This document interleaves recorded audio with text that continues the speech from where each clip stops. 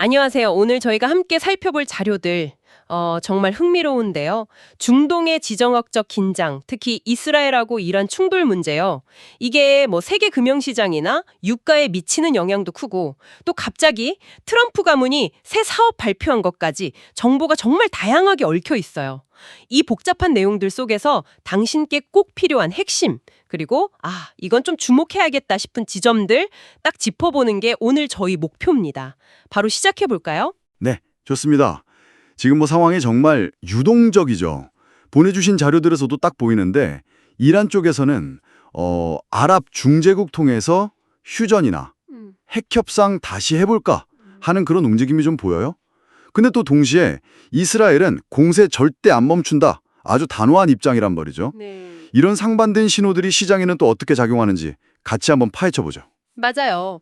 특히 그 월스트리트 저널이나 로이터 통신 기사를 보니까 이란이 카타르, 사우디, 오만 이런 나라들 통해서요. 미국하고 이스라엘한테 이제 그만 좀 싸우고 핵협상 다시 하자 뭐 이런 메시지를 보낸다는 거잖아요.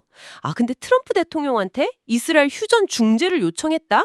이 부분은 정말 의외였어요. 그렇죠. 상당히 흥미로운 지점이죠.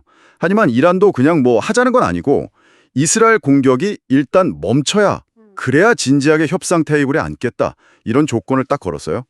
반면에 이스라엘 네타냐후 총리는 뭐 테헤란 시민들한테 대피 경고까지 하면서 아주 강경하게 나가겠다는 의지를 분명히 하고 있죠. 이란의 그 핵 그리고 미사일 위협 이거 뿌리 뽑겠다. 이런 목표를 내세우면서요. 그리고 또 하나 이스라엘 방공망이 이란 탄도미사일의 한 10에서 15% 정도 그 정도는 놓치고 있다는 거예요. 그래서 민간인 피해가 실제로 발생하고 있다는 점 그리고 미사일 하나 막는데 드는 비용도 사실 만만치 않고요. 이것도 변수죠. 와, 정말 팽팽한 상황이네요.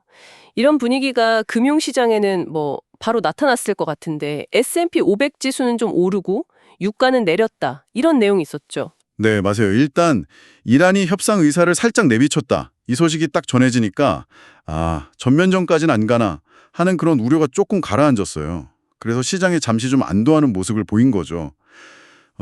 S&P 500 지수는 기술주 중심으로 1% 넘게 반등했고요. 지난주 금요일에 막 급등했던 유가는 다시 좀 하락세로 돌아섰습니다. 그럼 좀 안심해도 되는 건가요? 아니요. 그렇다가 뭐 안심할 단계는 전혀 아니에요. 여전히 불확실성이 너무 커서요. 유가 변동성은 계속 시장의 뜨거운 감자입니다. 어떤 분석가는 지정학적 뉴스에 시장이 계속 주목하겠지만 뭐 분쟁이 제한적으로만 유지된다면 큰 영향은 없을 수도 있다. 이렇게 보기도 했고요. 미국 국채 수익률은 여전히 오름세고 달러는 안전자산으로 통하는 엔화나 스위스 프랑 대비 강세를 보였어요. 그렇군요. 이런 국제적인 긴장감이 그럼 미국 국내 정치나 경제 지표에는 또 어떻게 연결되는지 보내주신 자료에 그 트럼프 대통령 반응이나 경제 지표 나온 것도 같이 좀 짚어보죠. 네, 트럼프 대통령은 이란이 대화를 원한다는 건 뭐 알겠다. 이러면서도 진작 했어야지 약간 이런 반응을 보였고요. 그 주요 7개국 G7 정상들이 분쟁 완화하자고 성명을 냈는데 여기에는 좀 거리를 두려는 듯한 그런 태도를 보였어요. G7 성명에는 동참 안 하려는 듯이요. 네, 약간 그런 뉘앙스였죠. 그리고 경제 쪽을 보면 좀 흥미로운 게 뉴욕 지역 제조업 활동 지수요. 이게 예상과는 달리 2달 연속 위축된 걸로 나왔어요. 그런데 또 앞으로 경기가 좋아질 거다 이런 기대 심리는 또 크게 개선됐다고 하니까 현재 상황에 대한 우려랑 또 미래에 대한 기대가 좀 섞여 있는 모습이죠. 곧 그 연준 페드의 금리 결정, FOMC 회의도 앞두고 있어서 시장은 여전히 높은 금리나 인플레이션 가능성 이런 거 계속 보고 있습니다. 네. 그런데 이런 복잡한 상황 속에서 정말 이건 좀 예상 못했는데 트럼프 가문이 트럼프 모바일이라는 이동통신 사업을 시작했다고요. 이 발표 말이에요. 네, 맞아요. 저도 좀 놀랐는데요. 트럼프 대통령 아들들이죠. 기존 통신망을 빌려서 미국산 T1이라는 휴대폰이랑 같이 서비스를 제공하겠다 이렇게 발표했어요. 월 요금이 한 47.45달러라고 하는데 이게 좀 문제가 될 수 있는 게 현직 대통령 가족이 사업을 벌이는 거잖아요. 그렇죠. 그게 좀. 네. 특히 뭐 무역 정책이라든지 아니면 통신사를 규제하는 연방통신위원회, 그 FCC라고 하죠. 이 FCC 위원장을 또 대통령이 임명하거든요. 그러니까 정부 정책이랑 사업 간의 이해상충 문제가 생길 수 있다. 이런 지적이 벌써 나오고 있습니다. 아, 그렇군요. 자, 그럼 정리를 좀 해보면요. 이란의 외교적인 제스처하고 이스라엘의 군사적인 압박이 계속 부딪히는 가운데 금융시장은 잠시 안도했지만 여전히 좀 불안한 상태고요. 여기에 또 트럼프 행정부의 정책 기조, 그리고 갑자기 등장한 이 가족 사업이라는 변수까지 더해진 상황이네요.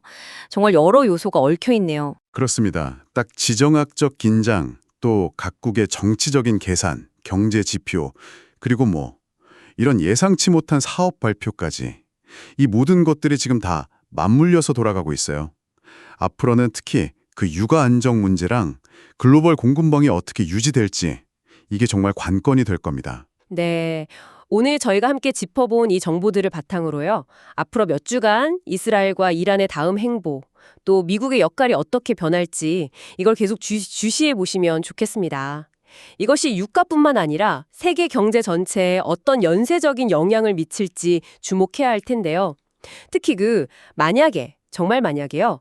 이란이 호르무즈 해협을 봉쇄한다. 이런 최악의 시나리오가 현실화된다면 시장에 어떤 충격을 줄지 한번 미래 좀 생각해 보시는 것도 의미 있을 것 같습니다.